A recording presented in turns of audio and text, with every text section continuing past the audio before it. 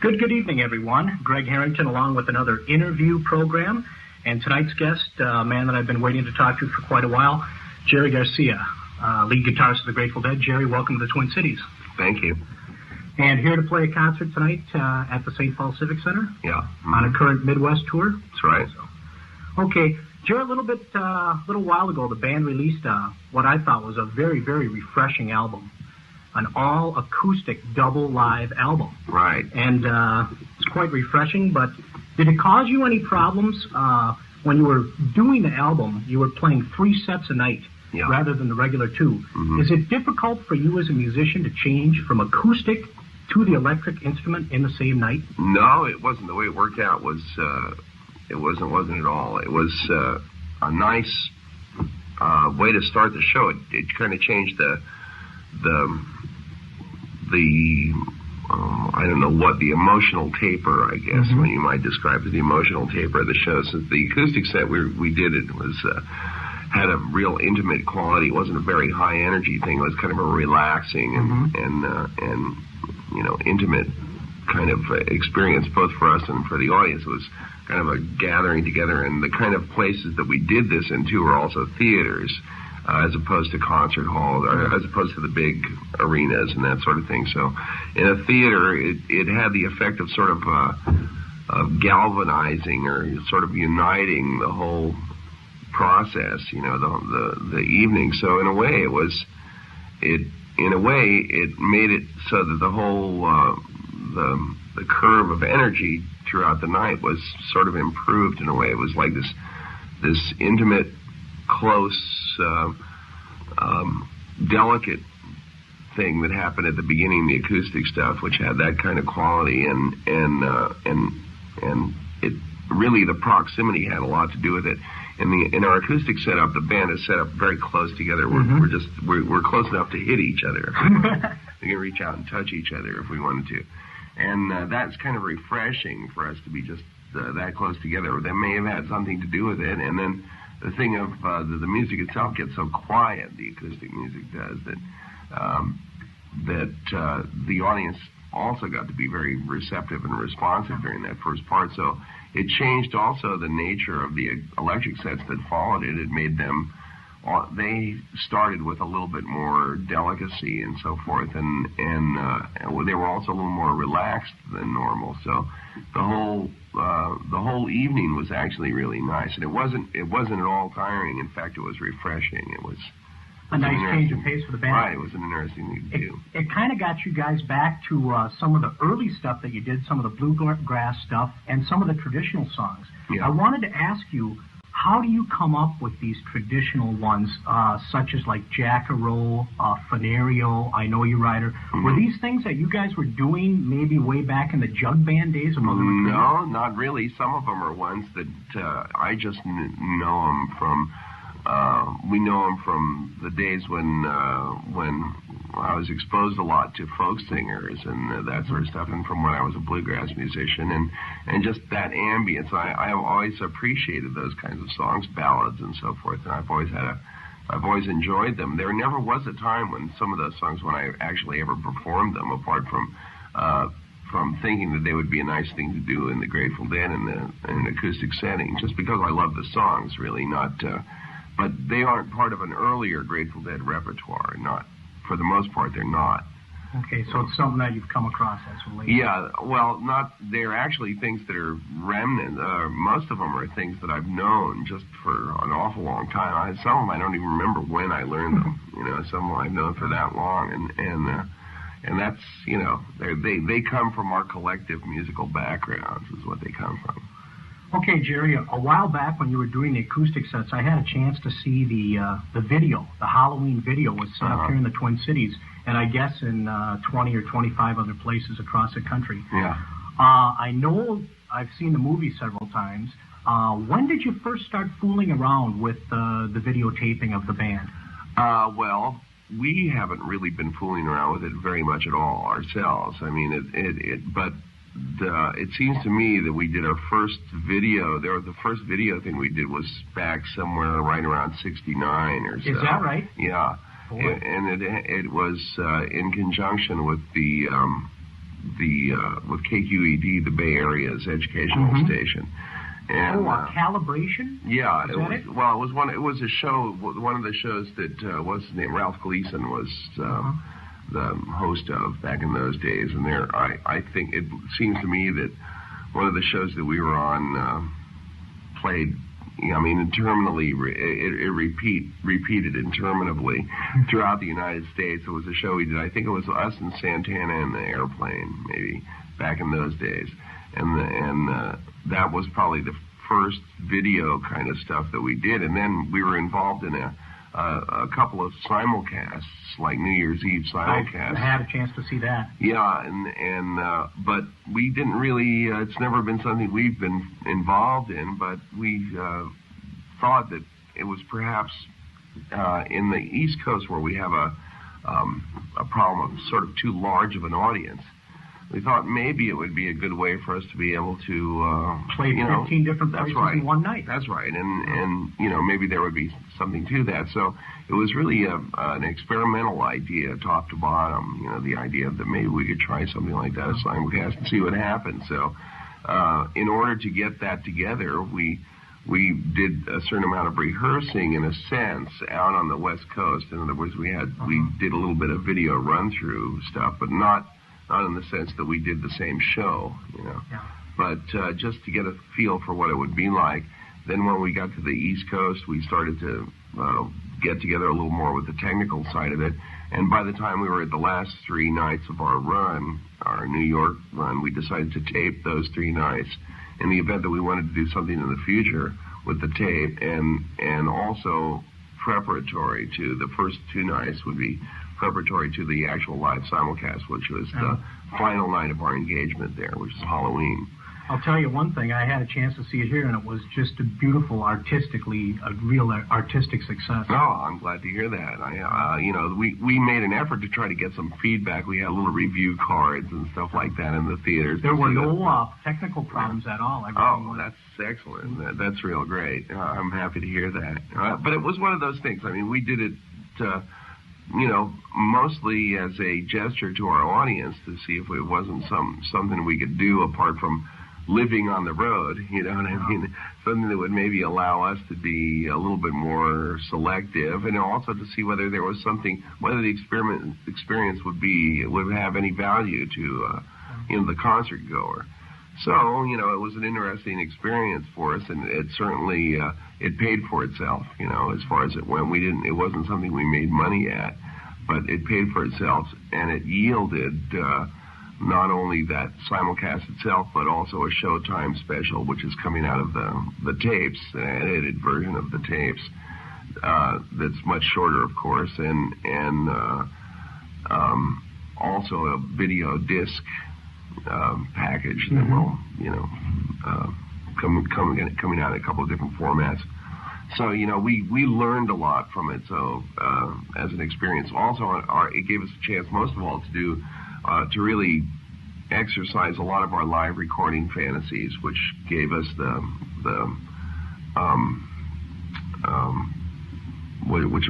record we just put out.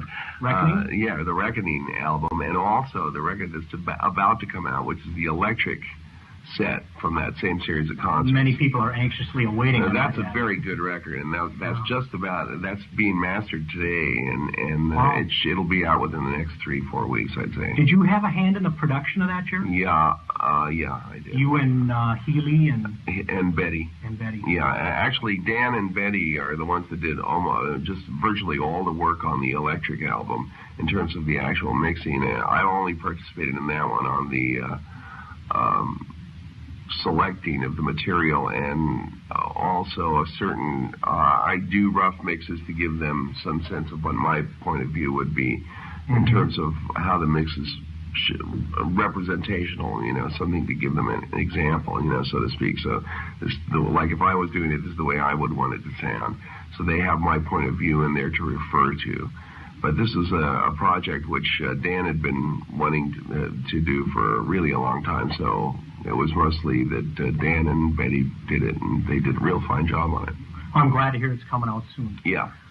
Jerry, 15 years together, seen them played a lot of places. I don't know any other bands that would go to Alaska to play or Egypt or whatever. What changes have you seen in the crowds of the people that come to see you? Well, the crowds actually, they haven't been that, they haven't changed that much. I would say that really the crowds have, we've changed more than the crowds have, I would say. I mean, in a way.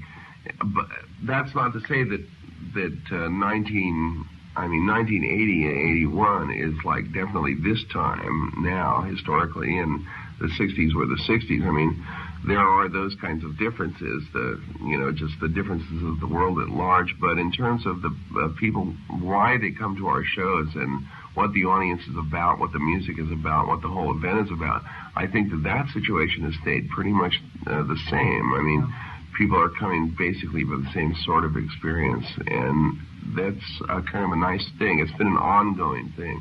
We've seen our audience get younger. Is really sort of the experience which we've had, although what it really means is that we've gotten older. Our audience has maybe stayed the same, about the same age as when we started. Maybe it's gotten perhaps a few years younger. You write with Robert Hunter.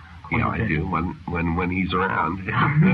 What's the process that you guys go through? Does he give you some words and say, Jerry, could you write me a tune to this, or works vice both versa? ways, and also all the in-betweens as well. There's all the range from I start with a pure melody, to he starts with lyrics. It works both those ways. We've learned about the craft of writing songs, you know what I mean, which is, there's a definite craft to it, and it took us a while to get the hang of it, and now we can work any way, and we work all the various ways you can imagine that you might, including just sitting down, both of us together, and hammering things out. We work that way, and I mean, starting from scratch, both of us just sitting down and inventing something on the spot, to the thing of where he gives me sets of lyrics and I give him melodies. I usually give him, when I give him melodies, I usually make an effort to give him what I want the phrasing, how I want the phrasing to be, and I also make an effort to let him know things like where I want consonants and where I want vowels because of the rhythmic value and so forth. And there's certain things that you have to know about singing a song. You're required to breathe, so there's a certain amount in phrasing, there's a certain amount of stuff that you understand, that you have to learn to understand. When we first started, we weren't aware of any of these little niceties of songwriting, so it's actually, some of the early songs that we wrote are really not performable. I can imagine one that comes to mind that'd be really difficult is the 11.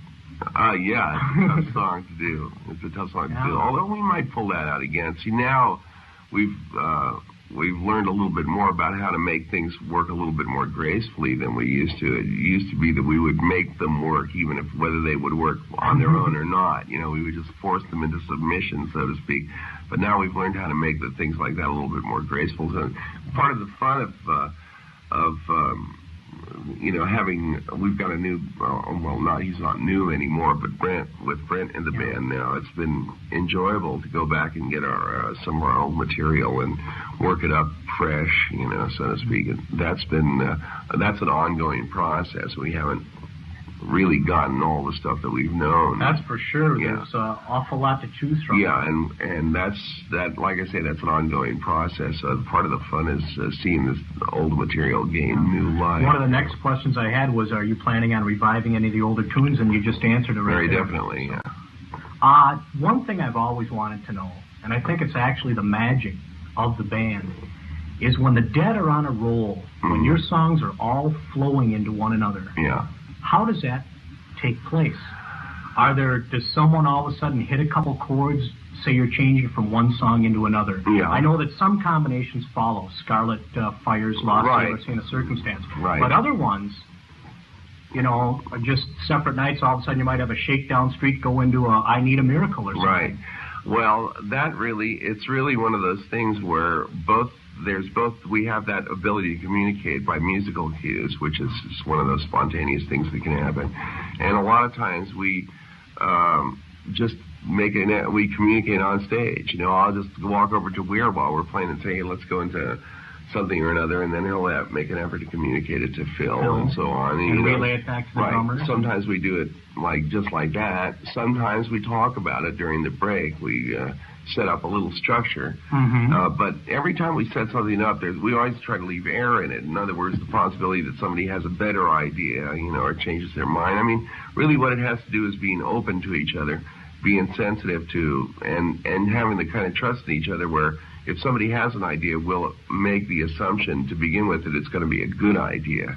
You know what I mean? So any idea that comes up, if somebody says, hey, let's do this song here, you know, and then suggest it instrumentally, for example, even if we've had a plan of some sort, we'll just dump the plan and go with what the idea is. Flow. Right, exactly. The spontaneous, I mean, we make our decisions in favor of the spontaneous.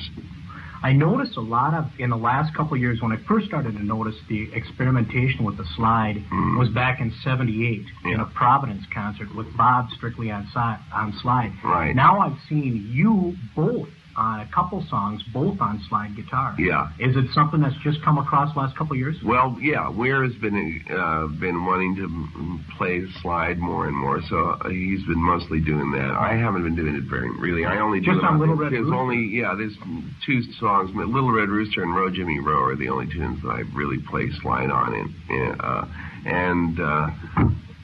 even those, you know, partially, sometimes I take the slide off and play a normal solo, say, in one of them, or, you know, nothing is hard and fast in the Grateful Dead, but Weir has been playing more slide all the time. I've noticed Bob is getting quite good at being able to talk a song. Example, Good Lovin'. Right. And he's kind of getting almost as good as Pig was. Well, yeah. Well, he's working on it. He's getting better at it, I must say. Any thoughts of doing more and more getting maybe back to some bluesier stuff with him doing vocals? Yes, it looks like it, yeah. Because, well, like Little Red Rooster was a song that really Pigpen used to do, and it seemed like, Weir is getting to the place where I think that we could do those things comfortably.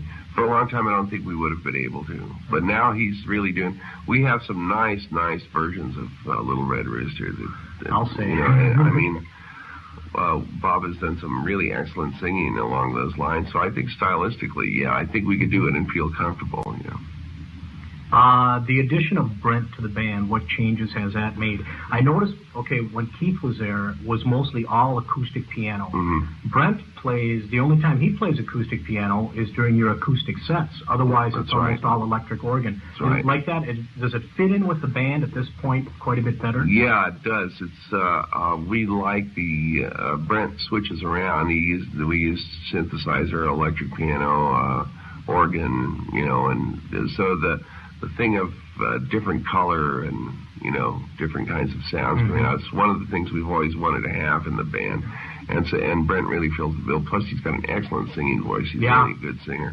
And he also writes real good, too, but it's going to, you know, it'll take a while for all that to come out, you know, for him to feel comfortable. If any, aside from the Dead, allow people in to tape record their concerts.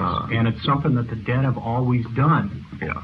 And what are your feelings along this line? It brings a lot of joy to a lot of people. Well, my feelings are the music is for the people. Yeah. You know, it's like, I mean, after it leaves our instruments, it's of no value to us. You know what I mean? It's like, what good is it? So it might as well be taped. My feeling is that, and if people enjoy taping it and enjoy having the tapes to listen to, that's real great. And I can sympathize with it because I used to do a lot of taping myself when I was a bluegrass fan. I went out of my way to tape shows, and I know what that's like. And since what we do is live music, I mean, that's... I think the tapes really capture the magic of the band. Well, that's what everybody says. Yeah. That's why people tape, you know. Yeah. So I certainly can't... you can't fight with that, you know. I don't understand why people would object, you know. That's the way I feel about it. I wanted to ask you, you mentioned earlier in the interview when you were playing the acoustic sets you played in small theaters. Yeah. I imagine you far prefer those to a large place like you're playing tonight, like the Civic Center. No, not necessarily. They all have each kind of room has a different kind of personality. And for me, I like the variety. Doing any one thing would, wouldn't expose all the different kinds of energy there is. Mm-hmm. So for me, I mean, all the way from in my own little band, I play clubs. With the Garcia band. Yeah, and I like having the range all the way from little clubs to huge arenas because there's different scales of energy at which you address the music. And larger rooms bring out a kind of grandness and a largeness in the music that you wouldn't get in a smaller room or that you wouldn't necessarily get in theaters and so forth. So there's definitely something to that. Well, I've always had a preference for playing in the same room. Like when and if it's possible for the Grateful Dead to play many nights in the same room, that's what I prefer. Like the Radio City. That way you get the sound down after the first night. That's right, and the music tends to improve. So the more nights we are in the same room, the better the music gets, and that is one of those things that so far the most we've. That Manhattan tune, Yeah. When it's there, sometimes those things are there, sometimes they're not, but sometimes I try make an effort to disguise them. I used to have a little game going with the equipment guys. They would make an effort to spot anything. There'd be like a tour where I would include like 2 or 3 notes of weird songs in the jam or something like that, and see if anybody spotted it. Was it's a little running gag thing. Have you guys ever done, this is a question that I've been after for a long time, and did you ever perform or can ever recall performing a live Unbroken Chain? No, I don't think we ever did. Something in Chicago, and it had been driven for years, and you know how they salt the road? Well, that did the same thing here. And they salted the roads and all that, and so the whole undercarriage and an awful lot of the metalwork on it was virtually rotted through, So, rather than do the body work on it, I got it because I had such a fondness for the wood paneling on the inside and all that, and it had all kinds of neat things about it. It was really fun to drive for about a year or so. Wow. So I had it for about a year or so, and then I gave it to a friend of mine who is a guy I know who's an Irish guy. He's now manager of Maynard Downs down in Texas, a place we just played in Texas. And he was the sort of guy that would really enjoy the car and take care of it and everything like that. Well, it's it's one of those things that, Jerry, a question that I guess I've always had about your music is just that, like particularly in second sets when y'all whip off about 5, 6 in a row and they just run into each other and it looks just so natural. Is that something that, like, in a break you talk to Bobby about and say, we'll do this and this and this, or does the music just kind of go wherever it goes? Well, we talk about it usually, but it depends. We were just talking about this very thing, and sometimes sometimes somebody has a good idea right on the spot on stage, and then it's a matter of just being able to signal it or communicate it to everybody else that there's going to be change there. So, that's part of that mechanism. The other part will be that sometimes Weir and I will discuss it. Sometimes the whole band will discuss it. Sometimes somebody has a good idea for a sequence. Why don't we do this and this? Or sometimes somebody has a partial idea, like, why don't we do these 2 tunes? And so then somebody else will chime in, well, how about adding this and that, And so it works all different ways. I mean, sometimes we work it out. Sometimes it's partly worked out, but no matter what the circumstance is, it always is. We always will take the option for whatever happens on the spur of the moment. In other words, even if we've planned it out, if somebody has a better idea as it's happening, we'll sort of countermand everything else and go with whatever the current idea is. That way, that sort of avoids confusion, Yeah. But it really has to do with trust.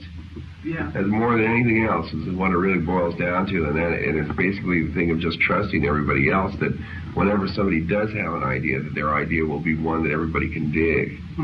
So, and that in itself really is one of the things that makes it harder, I think, for a lot of bands to do that. Well, there's no band in the world that can do it the way you guys do. Anybody could. I don't know. They don't. It's the thing, and I don't know exactly why they don't. Or I mean, it's not. You know, it's not that there's anything that unusual. I myself have always been fond of that sort of thing, just because I've always been really intrigued by transitional works of any kind. You know, I just like that. I like the in-between spaces of going from one thing to another, and there's always the challenge of trying to make a transition from one thing into another musical. Mm-hmm. And sometimes they're just peculiar. I mean, sometimes the transition will be all strange. I mean, the key relationship will be real weird, and there'll be no rhythmic relationship. And so the challenge is to create some kind of intermediate music that represents the coming together of the two halves, you know. And that's part of what's just an interesting mechanism in music to me. So, you know. I talked to Bobby just a short time ago, and he mentioned, well, I asked him, but he said yes to it. He mentioned that he had sung Unbroken Chain a couple times. Is that something maybe? Really? Yeah. And did you ever think of maybe doing that? He could. I don't remember that we've ever done Unbroken Chain. If he remembers it, I can't remember the circumstance in which we've actually performed it. Probably back like 73, 74. It would have had to be. Yeah, we've got recordings. Well, we only of Unbroken Chain. What we've got a tape of Phil on an acoustic 6-string, and he's just. It sounds like, anyway, he's teaching the song to the rest of the band. That's probably what it is. Yeah. Oh, that outtake. That outtake, yeah. That's probably what it is. Because it doesn't seem to me that we ever performed it. I just don't remember a situation in which we performed it. That's why I can't find it on the tape. It's not there. It's not there. Probably why. It's a great song. Yeah, it's true. What made that noise, Jerry? On the studio album, what made the noise going through? Our Odyssey. Little ARP Odyssey. It's an wild. Interesting sound. The first time when you hear it, it's pretty wild. Yeah, it cuts right through. It's strangely appropriate, that is. It's a nice, musically interesting thing, you know, the way that works. One of the real fun times I had with your music once was back in my college days. I was in a frat. I don't know, maybe that's where I get this eyes-out shirt from. At any rate, I had a friend in that was real straight, never got high, and he was a Scotch and water man. He came in once with his button-down shirt and tie, and just looked like $1 million, and he'd had a couple scotches, and I put in Unbroken Chain, and that synthesizer started to come in. The guy started to look around, you know. Really funny, you know. Right, where is it coming from? Yeah. Where's that noise? Right. Yeah, that's one of the nice things about that. Is that it's just such a strangely. It's not a sound that you would normally associate with music. Mm-hmm. But it's nice the way it comes in and off the wall sort of way. And almost any halfway decent hi-fi will throw it all over the place as well, so that it's like non-directional in terms. It could be coming from anywhere. Yeah. It's nice. Recently, Jerry, I picked up a video cassette of the Radio City show, and obviously I watch it I work for an audiovisual distributor, and every time I'm a credit manager there, and every time they've got a spare player, I bring it home, and I watch like Birdsong, and that was, I don't know if you realize how powerful that was, especially acoustically. At that point, that was the first, that was the only set I ever saw, live, because it was here at St. Paul. That was the only acoustic set or the first acoustic set I heard live. I've subsequently gotten a lot of tapes of different stuff. But it was just so powerful, and just... To think that can be done acoustically, too, is kind of mind-boggling. Yeah. Well, it's really like, it's the music. It isn't the amplification. Hello? Yeah, this is he. Yeah. for that level of performance comes from hearing guys play fiddles and I mean, have you ever seen any of the East Indian players, Ravi Shankar, or any of those players perform? I haven't. Well, their music goes to those levels, and it's very quiet. You know, I mean, the instruments are very quiet. They're like in a whisper. You know, and but the power is there. And I mean, I first had the experience of having a player just exceed what you would normally expect. You know, this bluegrass fiddle player named Scotty Stoneman, who was really a tragic case. He's dead now. He was a hopeless alcoholic when I heard him play, and was just about totally burned out, in fact. But he just played amazing. He'd take these like medium tempo fiddle tunes, just plain fiddle tunes, and stretch them out to about 15 minutes of just completely free improvisation that wasn't bound in any way by the structure of the normal structure of the things. It was just completely flowing over the top, like John Coltrane or anybody who plays, you know, in a kind of stream of consciousness style of playing. And it was just totally emotional, you know. It had amazing emotional content, but with tremendous technical control at the same time. You know, this beautiful combination of those two things. And for me, that's always been a model of, you know, of just how powerful music could be, and it didn't have anything to do with loudness, you know. I mean, purely, it certainly wasn't loudness as an absolute, I mean, although loudness is a way that things like that can be achieved. But it's always struck me that using volume in that sense is like a cheap trick, you know. It's right. It's too obvious. Right. And that's true of a lot of the things that we did, that the Grateful Dead discovered as we performed, were things that, well, if you do this, you'll definitely get this kind of response. If you do that, you know. And those things, like the minute you find the formula for something like that, then you discard the idea, because it's no longer happening for the first time every time. You know, when you repeat a formula idea like that, it's like that's one of the things that's one of the reasons why performers get stale, or, you know what I mean? That's right. It starts to become mechanistic. Yeah. You know, and that at that point, it's hard to trust it anymore. You know, so like for us, music it's like one of those things should be new each time, really, ideally. And How so, do you keep that spirit going? well, you have to work for it. You can't. It's not something that comes automatically, because really the easiest thing to do is to take the formulas for success and repeat those. I mean, that's the easiest thing to do. But it's just the way you do it is you just decide that that's what you're going to do, I guess. I mean, I don't know any other way to do it. What are your plans after this tour? We're doing some more tour. Well, our next The Electric set comes out of those concerts. That's our next album that comes out. And then we'll be touring more, you know. And there's been a rumor going around that you're going to take like a year off. Bullshit. Yeah, right. That's great. No, there's no such year coming up. Good. No. Oh, that's so nice to do. No, it's not. There's too much stuff we want to do. And we're, you know, we're hitting our stride in a way. You know, we're starting to get to a place that's like point of departure that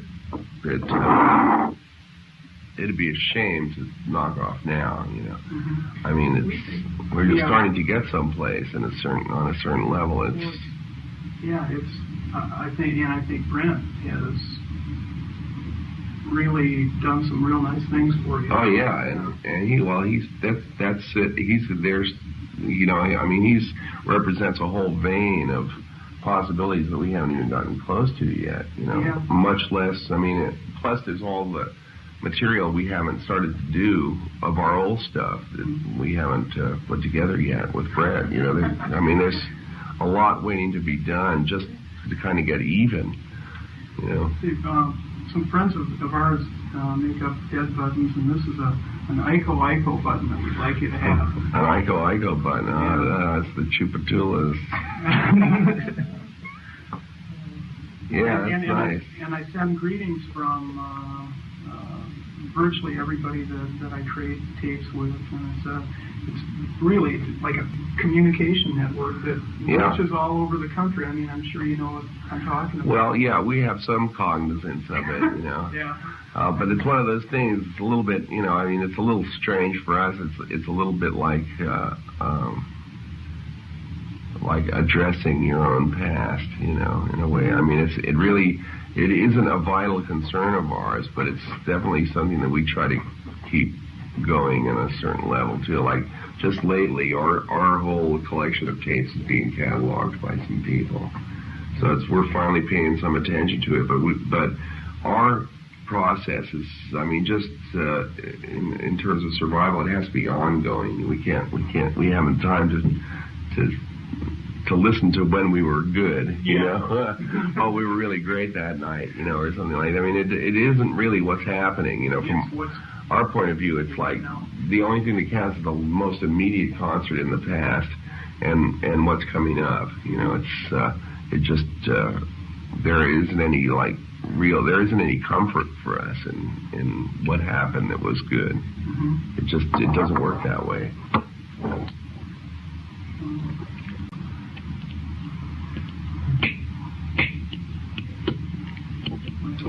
Jerry, could you possibly sign it? Sure. Yeah, you guys can stick around for a while, as long as there's these other people coming up. I mean, you might as well. Hit my book for me? Sure. I got a cheat book here, and maybe on the inside.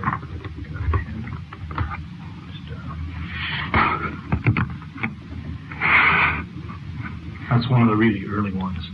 So. I'll say. They're not in any particular order. That's one of the first ones I got. Did you answer that? Sure.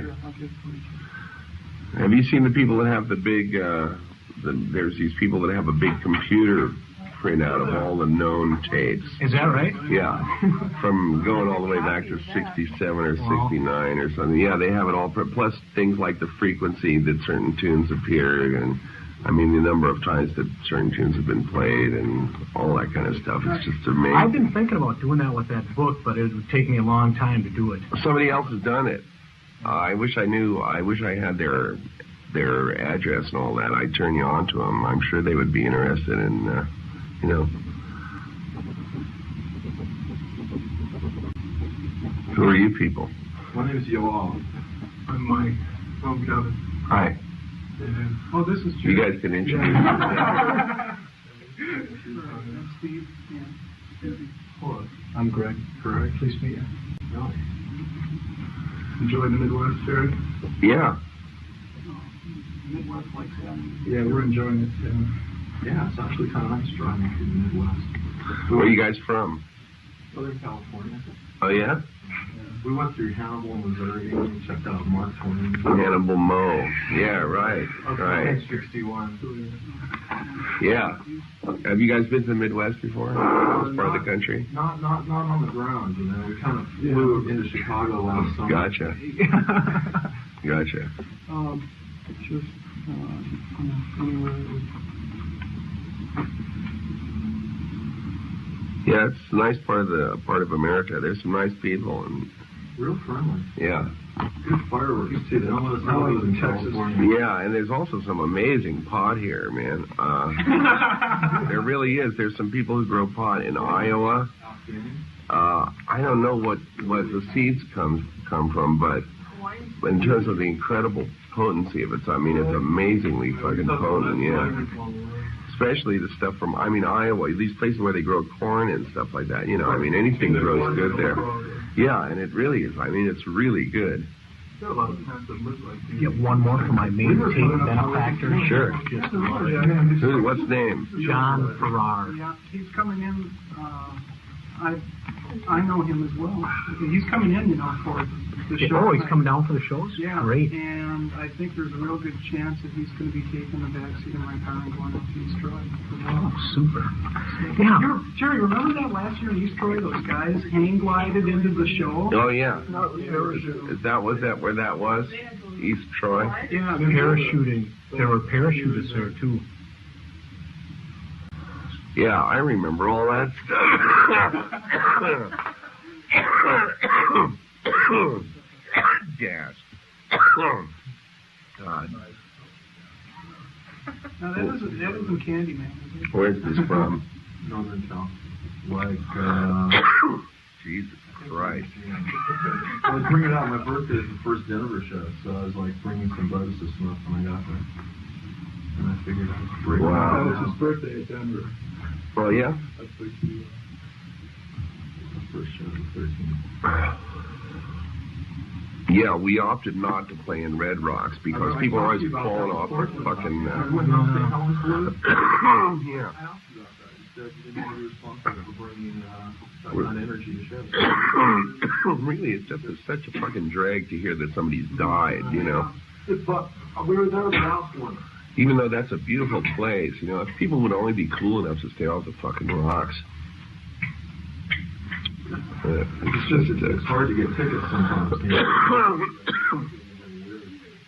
I know, but I mean, you know, it's too bad that you have to rule out a place that has such great natural beauty and it's such a nice sounding. I mean, you know, that place was really fun to play at. Yeah. You were able to do the echoes in the field, huh? Oh, yeah. What did that sound like from the stage? Weird. Yeah, it sounded strange from the back. Way in the back. It had a real like a Weirland one. Yeah. That place in Canada. Yeah, there's another place too. There's another place. Teal is funny. It has another whole theater on the other side of the stage. Yeah. And there's another place, someplace that we play too that has exactly that same layout. I can't remember where the hell it is. I think it might be in upstate New York. I don't remember where it is, but it's one of those places that could be designed by the same architect. Rochester, maybe. Rochester's nice. Is the Uptown closed? Did you know if they closed out or something? Which one? The one in Chicago? Chicago. No. I don't think so. We heard, that's another rumor that we heard, that you guys are going to close the Uptown. Yeah, I had heard that too. Who knows where they come from? Not on purpose, you know. If that's going to happen, we didn't. It's really wild. I've heard about the place a lot, and then I went and saw a couple of 3 shows there, and I was amazed at the gargoyles and the ceiling and everything. I just said, yeah. It's a nice little theater, and it's nice that it's loose enough and relaxed enough so that people can go in there and have a good time. Anywhere they give away roses makes you feel good when you're We used to play at this place there in Chicago called the Auditorium Theater, which is it's like a museum. I mean, but it was one of those places where you couldn't touch anything, and the audience would always get in trouble because the seat would get wrecked or something, so it was like really uptight, and we never sounded good in the fucking place either. I mean, we played there for years, and we could never seem to get a good performance out in Chicago. It was the weirdest thing, and we played there for a long time, and until we started playing the Uptown. The Uptown opened up for us. It was that right combination of being basically a good theater, but funky enough that nobody was worried about it. It's important that it's relaxed a little bit. It's a drag when the audience gets tyrannized, but right, really, it completely wrecks the whole point of it. Jerry, what is your favorite song to sing, or one I don't have one. No. It changes from night to night. Yeah. Right now, I like to do Althea a lot. I've been doing it almost every show. That's because I don't feel like I've gotten it right yet. When I get it right, I'll stop doing it, or I'll lay off it a little or something like that. But it's one of those things I keep feeling like I want to do it until it really is right.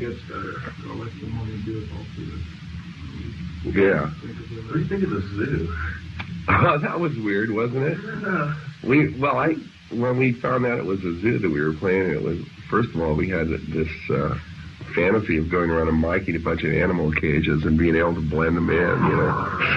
Yeah, the sounds would be incredible, you know. But then I was afraid that we might be spook the animals from the volume, too. I was a little worried about that. And for all I know, that might have happened. That was one of the best sounding shows, I think. The sound of the beat was really crisp. Yeah, it was the nice, it was the right configuration for an outdoor thing. It was right in front of and the it didn't have too weird of a covering. Sometimes those stage coverings really wreck the tone of stuff. You know, like the stage covering in Texas was not a good stage covering.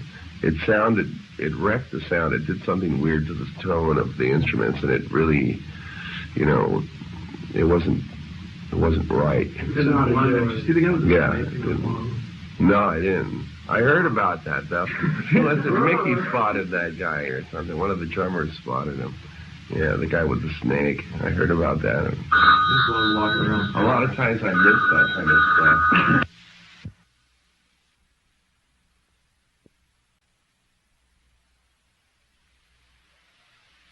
Yeah, I might. I mean, it just depends. It's one of those. It's like, for me, it's it's annoying, you know. It's for when you write a song. I mean, you have a certain concept of its setting and how it feels and how it should be, ideally. And it's like, if it doesn't get expressed somewhere, you just want to get it. For me, it's like I got to get rid of it. You know, otherwise, it's like hearing an advertisement that's stuck in your brain. You know. It's that same thing. It's annoying as hell. There's going to be one incredible Althea, and then there's going to be... And then never again. Yeah. Then less and less, for sure. It's one of those things. Because it isn't, I mean, fundamentally, it isn't that strong of a song, but it has a place. There's a certain kind of performance space I want it to be in. And so far, every time we've done it, there's something about it that throws me slightly. I haven't quite gotten a bite on it yet. But sometimes that happens for years, you know. I mean... Songs are funny that way. Mm-hmm. For me, especially. Yeah, I liked it when it was in the second set, like last summer. Incredible in Boulder and in Chicago. Yeah. I thought. Yeah, second set, that's a good idea. Maybe I'll stick it in the second set. Well, don't do that. Night. Yeah, that's true. Well, now you're taking suggestions. What about Bert the Greatest Story? I know, I'm sorry. Yeah.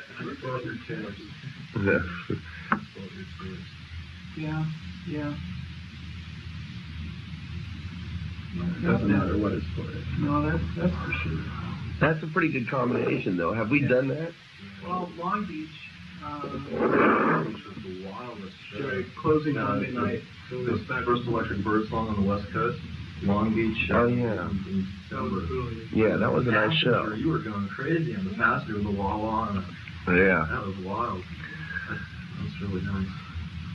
Here's this J. It's getting to the point where it's difficult to keep it going. Who's doing it first? J. After do you remember the Cornell show? Tell me something about it that I would remember. After the trucking. Cornell. Let's see. Cornell, was that place that was looks like the big a field house, airplane hangar, and it has some kind of structure over to the left of this, or to the right of the audience. If you're in the audience looking at the stage, yeah, some kind scaffolding, of where they had some kind of. Well, the one I'm thinking of had some kind of offices or. Really? Something like that up there, yeah. I can't. Yeah, I think I remember it. Saturday night. This was the going down the road into Saturday night, too. Oh, yeah. Yeah, I think I remember it. We did the Nobody's Fault But Mine instrumentally, but no vocals. And you went up to the mic as though you were prepared to go into the Nobody's Fault But Mine vocals. Gave it a second thought. Well, what I was actually going to do was this other tune, but then I remembered that Weir didn't know it. It's this other tune.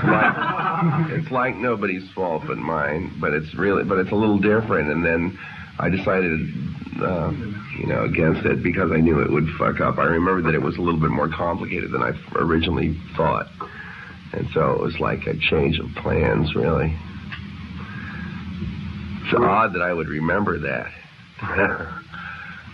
God knows how many times something like that has happened. This all happened on the last tour, I assume. Yeah. Oh, good. Remember back in 1968? Selected memories.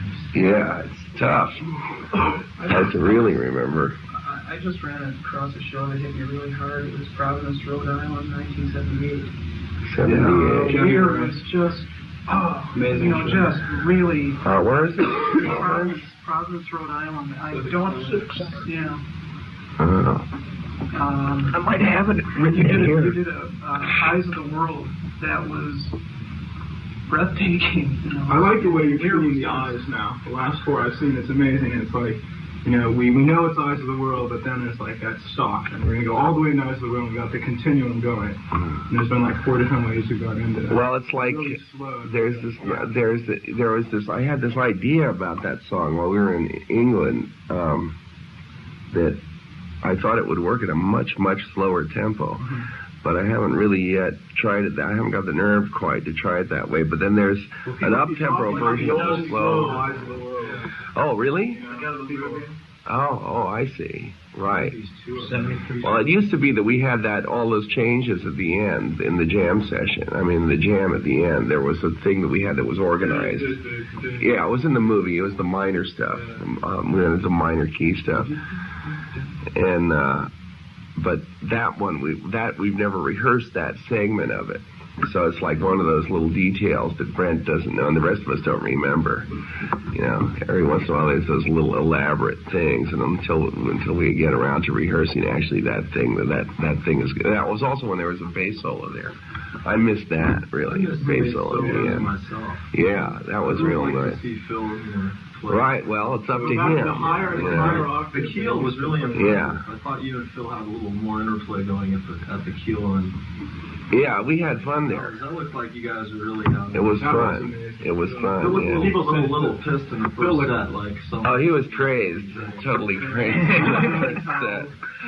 What happened was the monitor of my guitar monitor over on Mickey's side, the one that Mickey controls the volume of, was too loud for him, and he was trying to, but he didn't realize that's what it was. But you know that's what it was. Well, what happened was that I went back and turned mine down a whole bunch, and it was still too loud. You know, so by process of, since the only other source for me on stage is Mickey's monitor of me, which is quite loud. That's the only other thing there is, so that's what it has to be. Luckily. So it comes out of your amp stack and out of Mickey? Yeah, it comes out of, Mickey's got a monitor speaker back there. He's got a monitor speaker back there. It's got two 12-inch speakers, it's open back.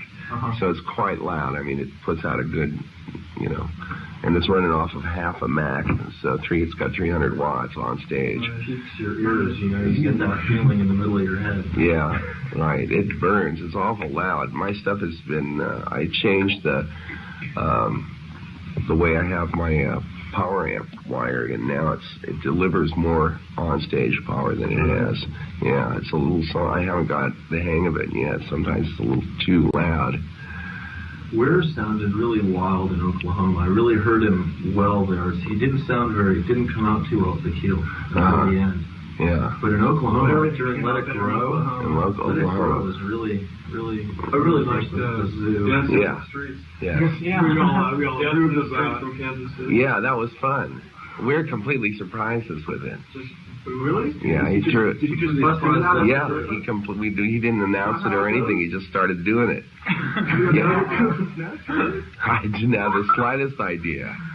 What do you think of the Ever Since Shoe and Got a Sex Change line? I think it's funny. You know, I'm already tired of it, but you know, he likes it. He gets off on that shit. Weir has a peculiar sense of humor. Yeah, he's good though. He keeps it going. Yeah, he sure is. Yeah. Oh yeah, it's okay. It's okay. He's funny as hell too. He's a crack. We love watching your expression when Bobby is up there. His great personality. On everywhere. The Road Jimmy's. Where's the Road Jimmy? Yeah, right. Right, he works out his little routine. This is like before the Monday night New Haven show, after the Saturday night now, so that was incredible. I loved the breakdown, was just amazing. I thought coming with the going down to something, and Bob comes up to sing his verse, and he realizes it's not happening, he goes like this. Yeah. He said, I think you're more intelligent, you say, yeah, we're going to take that one over. Yeah, I keep starting at the wrong part of the tune, and so it's like when it's wrong, it's really wrong. I mean, there's no recovery from it. It's like starting it off in the wrong key with the wrong part and everything.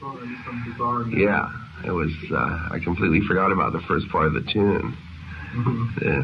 You guys still working on new material at all? Oh yeah, sure. Oh yeah, material. It's just that it takes about a year for us to have new material about. So it's about sometime. Second quarter reckoning. That's coming out soon. Yeah, that'll be out. That's just being mastered today. Really? Did you guys Yeah, have a cut today. in the middle of Morning Dew on the last night of the Warfield on your tapes? Did you have a cut? I'm sure they have the whole thing. I don't know. I don't know whether we do or not. I haven't listened to them. I rarely listen to them. Yeah, I sometimes it varies, from year to year, sort of. Sometimes I listen to them a lot to find out what it is we're doing, and what directions we're going. And then other times I don't listen to them for long periods. I hate to be influenced by them, you know what I mean? That's history. Yeah, but at the same time, there's a certain amount of curiosity to just find out what's happening. And I mean, I like to listen to them to find out whether things are in tune, how it's working outside of, it's a different point of view. You have to listen to them sometimes just to get some sense of if things are going badly. I like to listen to them. Going extremely well. Yeah, we've been having a pretty good time. I thought the East Coast was everything. Man. Well, hopefully they keep, they keep improving. That's the way it is with us. I mean, Summer tour.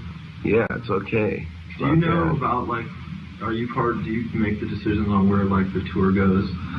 Not really. Actually, reality dictates it more than even the management does. Yeah, see, because there's certain realities about how far the trucks can get overnight, things like that. To LA in 6 Yeah, This was a cruise. Yeah, this is a stiff one. Yeah, we enjoyed back it. roads. Yeah, this is one, it's kind of pushing it, this one is. But it really has to do with those kind of limitations. From Texas or Yeah, right. Wisconsin or Denver. That's right. Right. Yeah. You'd have to start in Texas for it to make sense. Right. If you started in Texas, it makes a different kind of sense. It's the getting in and getting out is the hard part. You just make a big circle for a while. Well, it's America, you have to take it in bites. So, classically, this is one bite. The Northeast is another bite. The South, and that whole thing is. South is all Mississippi, Alabama, those kind of places. We don't play there very often. We're just starting to get into the South, in fact. We're starting to... I saw a lot of people Atlanta. there at the show who'd never seen the Dead. They were really getting off well. Yeah, that's it. The South is kind of new to us in a way. It takes us a long time to get into some of the parts of America. New Orleans was too much, yeah. I thought those were really excellent. Those were the kind of shows I love. Yeah, I don't know what it was specifically about them, but they just felt so good. The band was real hot after the Warfield run, and just rested up enough. It was just the right amount of days off in between Warfield and New Orleans. It's been there in 10 years. Right, and it's a great place to be. Bourbon Street. Yeah, what a fun town. Yeah, that was nice. Are you guys going to go down California tour soon? Yeah, next this summer. Yeah, I think. Tell me it's going to be after the 11th of August. I am sure it will be. Good. I'm going to Jamaica for the Sunsplash. Oh, too much. Go there. The meteor showers? Well, I don't know if I have a meteor shower if one coincides. But those are happening too. Oh, they happen every August. We went to the Mojave and really got wild last summer. Yeah. Real wild in the Mojave. Meteor showers. We saw one that we thought was going to hit. It was it lit up the whole sky. Right. And it broke into two pieces. That was the wildest one we saw. Yeah. God, they're amazing when they have. I mean, all you have to do is keep your eyes open, and there they are. They're all over the place. Yeah. Have you seen the Northern Lights? Yes. There is rumors about you guys going to Alaska. We might go back to Alaska. Hawaii too? Not Hawaii. No, there's no. I don't think so. No. And you've never Not played this Hawaii, year. right? Yeah, we have. Oh, you have? Yeah, a couple of times. Wow. Believe it or not. One time, Long time ago? Long time ago. Do you know a guy named Ron Jacobs? He's a radio announcer. Ron Jacobs. Yeah, I think I do. Yeah, it's my sort of an uncle. Oh, far out. Just connect out of an extended family. Yeah. He was with KHJ in the 60s. Yeah. Yeah. I've always wanted to see you guys in Hawaii, like see the world with the Grateful Dead. Hawaii is a great place. It's really a special place. It's the best excuse to travel. It's pretty nice. Yeah, it is a good excuse. It's a great. I wouldn't travel if it weren't for the Grateful Dead. I really wouldn't. You know, you're going to go to Minneapolis or St. Paul, right? You're going to go to a show, and there's going to be all kinds of just like matter of fact that you go like, and you have a great time when you hear music. And yeah, it's like a guaranteed okay time. Yeah. Better than well, okay, it's a bad bottom line. You know, that's like the worst case. The worst it's going to get is it's going to be okay. Even mingle with 3 nights, it's better than that. I'll have to tell Weir that.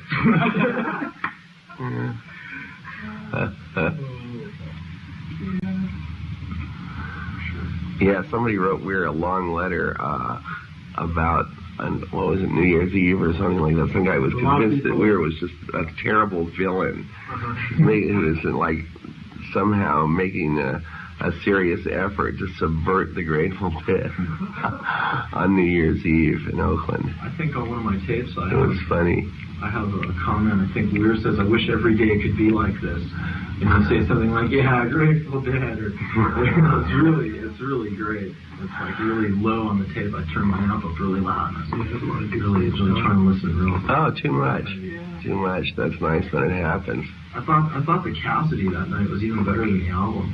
I was really impressed. And then when it came back to the last vocals, you guys kind of blew it going in, and then you got it together and just kind of mellowed it out. It was really wild. Right. Well, when Weir sometimes signals in a place that's completely fucked up, you know, when he signals, a lot of times he's wrong. You know, he signals. In Berkeley, so much for the right. But he's just every night we have the turkey chorus. And it kind of looks up at the sky.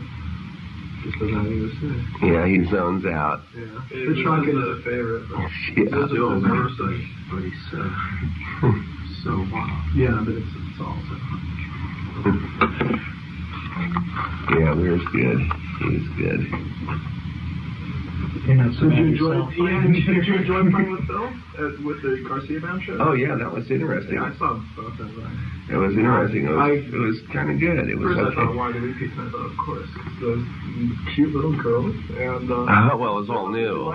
Yeah, I mean, Phil had to learn all those tunes in a day, you know, or 2 days or something like that. And he hadn't. I mean, most of them he hadn't played before. So, I mean, it's fun. Yeah. I wish I could do that. Yeah. I keep going. Man, I remember the bass used to. It's like Sacramento on that tour. Towards Seattle was 3 shows a couple years ago. Right.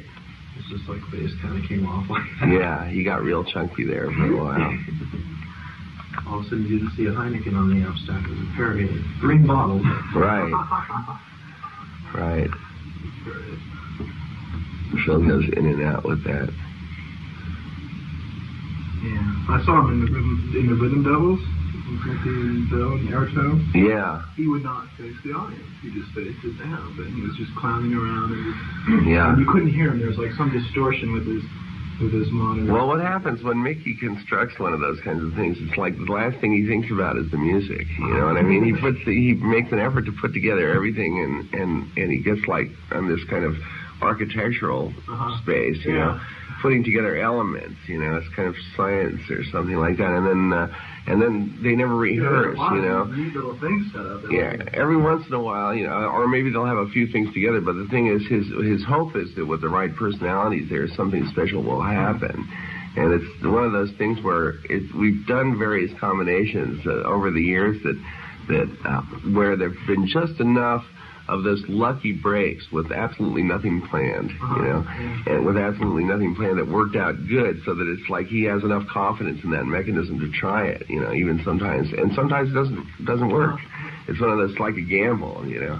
You just don't know for sure whether it's going to work. It's worth it because when it does work, it's real special. It's real special. But on the other hand, there's the possibility that we'll completely punk out, you know, just because it's so tied to the moment and the particular chemistry of that moment, and there's just no way of.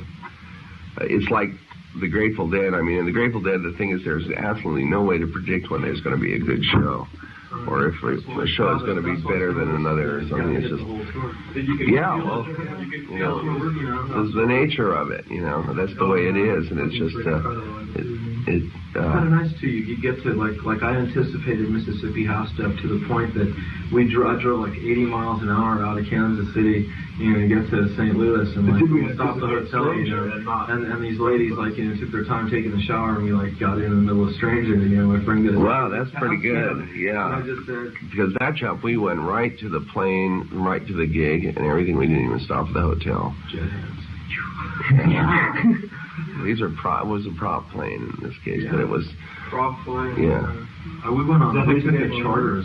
Well, some of those jumps you can't get there. You know, I mean, there is no commercial flight. Yeah, this place tomorrow night is kind of out in the middle of nowhere. Yeah, and that's it. So usually, when that's the case, we have to bump in there. You know, by small private planes and stuff like that. For the 15th anniversary shows in Boulder and the Phoenix show before that, Tempe show, we took a private plane, Kevin and I, from Los Angeles with this crazy pilot. A real crazy pilot. You know, he wanted to see the show and he was really into it. And it's like some of the worst flying in the United States. Plane over LA. I mean, you know, out of California. Yeah, that's crowded airspace. Yeah, right, bumpy. Righty bumpy. No, you need the right kind of plane. There's ways to do all that stuff. The kind that we fly, they have a gold certificate. You know, it's like, in terms of commercial pilots, it's like the highest, the most highly rated. Many hours in the air. Yeah, lots and lots of hours in the air and all that. And it's like really the only way you want to do it, because otherwise you're fucking risking your neck. It's true. Take your life out of your life. Buddy Holly. Yeah, right. Who needs it, right? Exactly. And that's it. All those guys that have gone down, it's been mostly because of that thing of just using a funky, you know, company or, you know, that kind of thing, an inexperienced pilot or something like that. But you do it, you gotta do it right. Yeah, really. Especially. Really, it's just, it ain't worth it to go down. I should get a Grateful Dead plane. We couldn't afford it, man. Are you kidding? Fuck. Really, man, we're not even in that category. We're not close to it. I mean, really, it just ain't that way. Oh yeah, that would be great. Actually, we had one tour 3 or 4 years ago or something like that. And then back when Keith and Donna were with us, we had one of those Grumman Gulfstreams, a big job that was a prop jet rather than a complete jet. I mean, it was big and it was outfitted and everything. They had the Grateful Dead emblem on it. They painted it on, for the tour. It looked cool as hell too. No, the you know, skull and bolt thing, you know. Yeah. And that was neat. That was definitely cool. And we had the whole thing. We had the thing for the. Yeah, well, comfortable chairs, you know, and that kind of thing. A spread out seating trip and not that regular. It's amazing how much easier it is flying private planes. I mean, you not have just avoiding the bullshit of airports and all that. It's amazing how much that takes out of you. God, when we use small planes, we can stay out on the road much longer, really. I mean, it's much less of a burnout for some reason. Because it's easier to fly and play the same night when you do that thing of, you know, taking cars right to the plane, you know, and getting off the plane right into the car rather than, and just avoiding that whole thing of, it's really the thing of just being around straight people. You know, I swear to God, man, it's just the amount of effort you have to keep yourself controlled. Really, because I mean, otherwise, you know, it's just weird as hell. I mean, you know. Last summer, Kevin and I took Eastern Airlines, unlimited mileage. So we flew to Atlanta to Chicago and saw the 3 shows there and went to Alpine Valley. Yeah. And then we shined the next couple of shows and went to Martinique. Not too much. Laid out on the beach. Right on. Okay, you know. That's good. It would be great to be able to do that. Shit.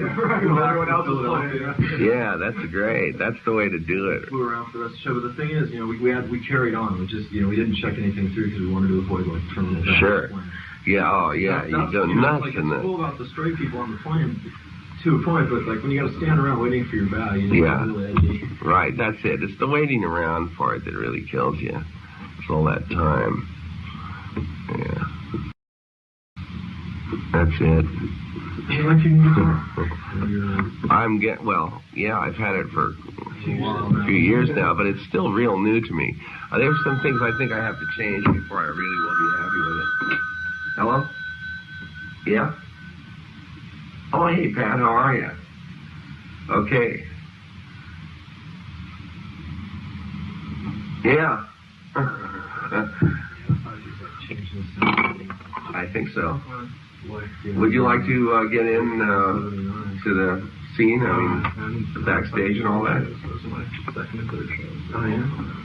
Oh, that's okay. Yeah. The first two shows. Okay. I think it's after his birthday. I'll do it. Yeah. Yeah. Yeah, the 79. Well, a little bit. I mean, I'll tell somebody about it. Let me put it that way. I won't be standing at the door. Oh, okay. Oh, thank you. Trying, certainly. The band's been fun. It's been good. Yeah. Yeah, this is. I'm looking forward. This gig is going to be okay. Have you folks seen any other shows? Or is this just you're going to see tonight's? No, we've been out for a while. That's why I'm pretty confident it'll be okay. Yeah. Casey. Yeah. Were you there? Excellent. You were there? I heard one. Yeah. Oh, great. I haven't heard Dance in the Streets. Yeah, okay. It's like in my third Grateful Dead concert. I hope so. I mean, you know as much as I do. Dance in the Streets, and they did it really wild. Somewhere around there. And then yeah. Kansas City's okay, Pat. Bye bye. 78 to 81. It's like many shows later you hear it again.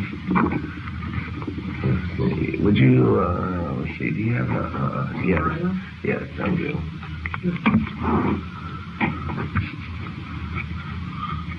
So you like to play after a break? Yeah. I've never started. The breaks kill you more than the gigs do, really. The days off can be, oh man, they can be awful. The recovery stage. Well, you don't really need, there isn't really anything to recover from. It isn't that hard, I mean, it's not like, running a few miles. Yeah, I mean, there are lots of things I'm sure that are more difficult. It can be, I mean, once you sort of get into shape for it, it's, there are things I'm sure that are more difficult. It's the psychic thing that wears you down, really, more than physical, unless you get sick or something. That's definitely. How's the throat? Okay. I don't really have that much trouble with my throat. Brent does. Yeah. I have trouble once in a while with it. When I have trouble, I have real bad trouble. But by and large, I really don't have much trouble with it.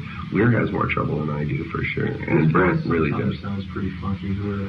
Yeah. A little raspy. He wears it down, man. He really does. Screams. Yeah, he does. He does. He really tortures it. Yeah. You were just, that was amazing, Sugar Mary. That was one of the good chops. I like the Warren Zevon at Tempe, I saw Jerry Garcia. Yeah. Someone walking with the Queen, and his licks were perfect. Yeah. Warren Zevon's a good guy. How long have you been doing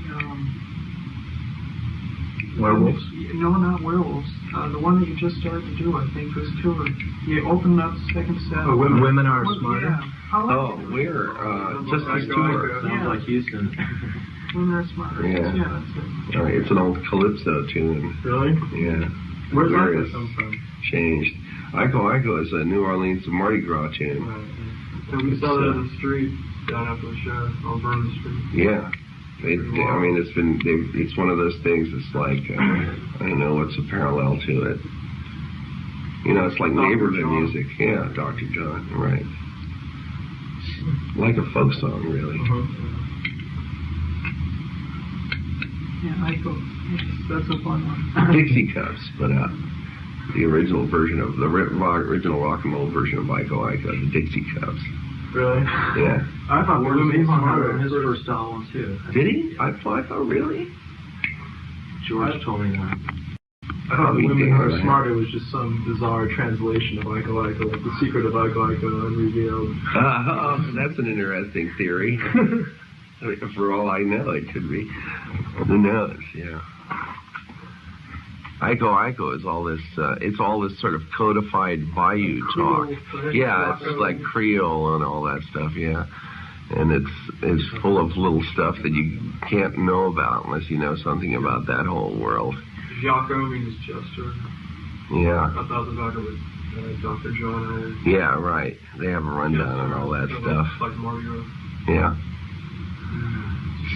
God knows what it is. Oh shit. Wow, really? It's really hard to imagine that shit going on in London. Yeah. It really is. Especially, you guys went there that long ago. Right. My friend's father is like a very rich Jewish gentleman in Los Angeles, and he saw you folks in London. Really? He was in town, and his son is like, he took me to my first show. Far out. Well, not really my first show, like in my teens. My mother took me to shows in the park when I was a little boy. Uh-huh. Free music in the park, take the kids. Yeah, too much. So his father was in London and caught a show at the Rainbow. Too much. He said, "Yeah, this is what you guys are doing. Well, I'll just see him in London, And they're all his friends, me and my friends are just going, Mr. Field, yeah, you did it." I've got a friend of mine whose mother went and saw you back here in 1977. Really? Too much. For the St. Paul show. You came out and you just played by yourself for about... first time solo. You just kind of stepped out. Minute and a half, maybe, and then you went into work for a little... It was right after Uncle John's band. Oh. You just kind of stepped out center stage. It's the first time I'd ever seen you do anything like that, just by yourself. I don't know what came over me.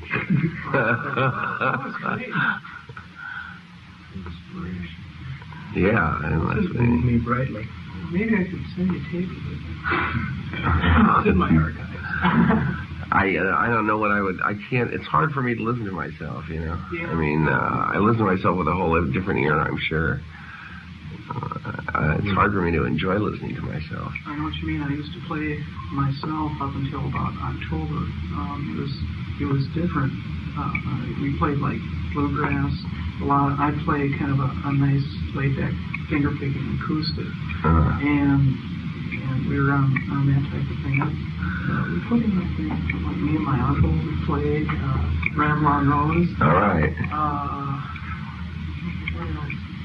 Uncle John's band we fooled around with, but where was I talking about? I was on a pattern. Oh yeah, you were talking about what it's like listening to yourself play. Oh yeah, and I hear you say things. Hard to dig yourself. Yeah, and you're your own worst critic. Definitely. Yeah, how could it be any other way? Really, you can do every show. Yeah, right. Every single one. Yeah. Jesus Christ. Yeah, can you believe that? I just don't. I'm surprised I don't see what the fucking point is. I'm surprised when Nixon resigned. There was a fucking, tanks didn't roll. Really? I'm sure when Reagan was shot, he put everything on like maximum work. I'm in control now. Yeah. I'm in touch, but I'm in power. But there, it's just a man. Where is this? Belfast, Northern Ireland. That's really intense. Lots of rubber bullets. Yeah. I hate that was not a bullet that made me on. In the eye, or something. Yeah, they showed a kid who got hit. I can't imagine what the fuck people want to do that for. I just don't see it. Yeah, I mean, I see it happen. It's just hard to find out what the fuck where it's at. It's evil shit. It really is, man. You get the whole society, and the respectability routine, man, and then you look around the fucking world, and all you see is feudal tribal warfare, man. Really? Right. It's the same old shit. It's been going on forever. Right. It is medieval. It really is. It's old stuff. We can walk on the moon now. We can't always be the same. Yeah. Right. Really. Just really frustrating. It's the oldest, tiredest show in town.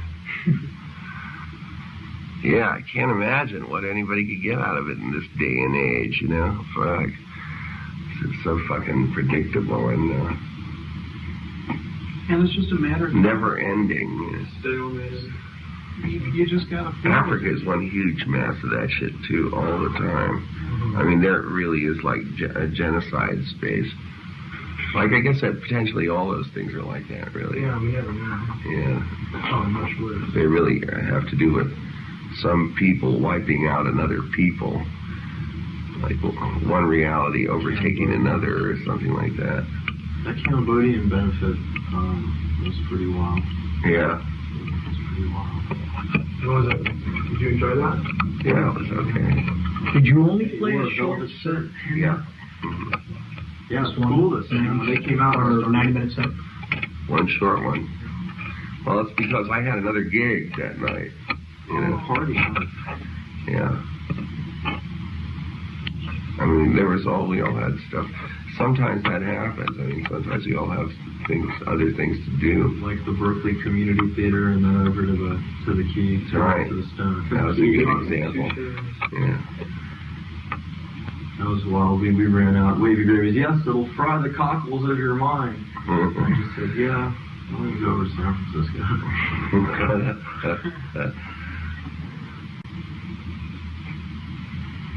Show's at 7:30 tonight. Well, that's what they say. Yeah.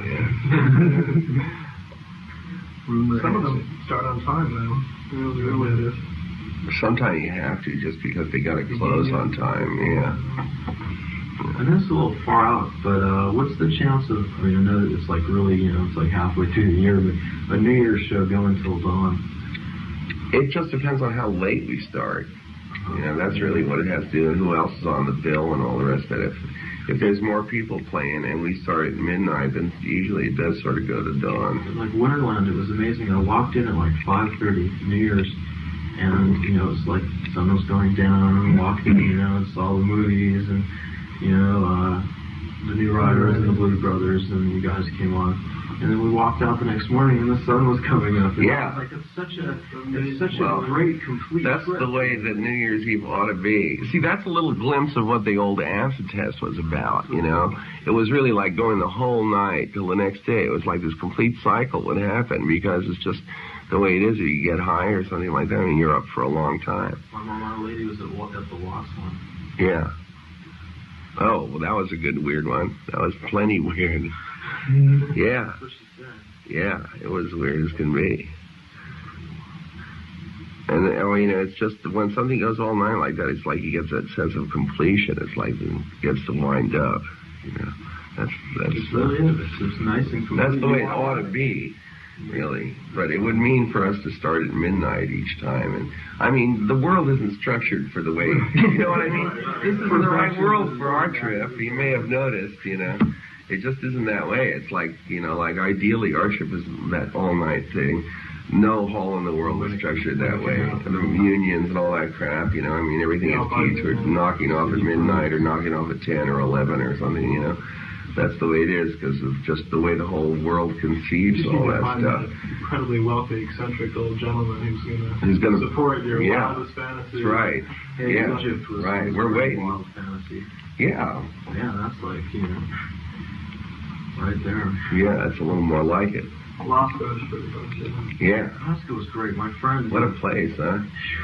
That's that's not even like my high school auditorium. That's like my grammar school auditorium. Yeah, right. Totally. Right. It's like my friend, in the middle of the show, my friend runs out, at the break, and, the sun's still up. It's 10 o'clock at night, and he's just bouncing in the parking lot going, Yeah, the sun up at 4. I mean, to have it still light enough to read out. It's 4 in the morning. Jesus Christ, what a flash. It's darkest at like 3:30. Yeah. My cousin lives a block or 2 blocks from West High. It's like I'd never see my cousin, right? And you guys play up there, and it's the perfect excuse. Amazing. Go up, play, perfect place to stay. No, what a country that is, man. Really, I mean, that is just something else there. Hello?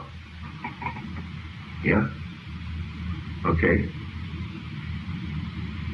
No.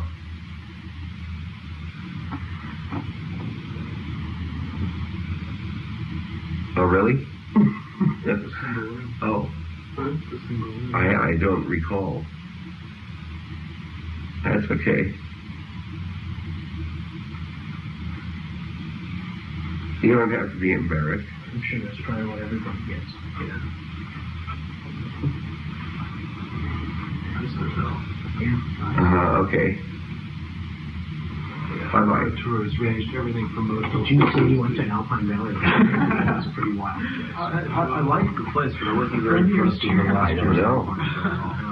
You know, it could have been my space, you know, but like the music never stopped or anything. They did it too hot, you know. Like driving But the cornfields. it happens. What time is it? Does anybody know? It's getting close to 6. Okay, I gotta keep going here.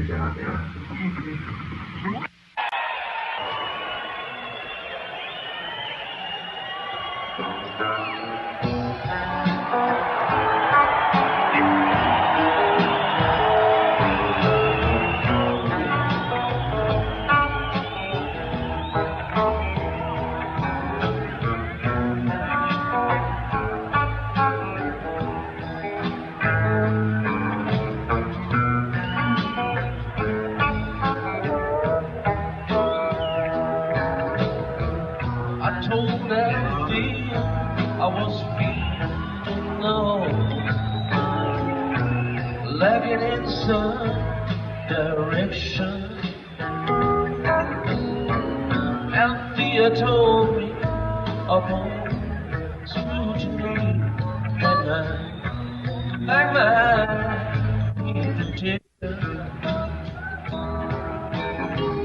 I told Althea that treachery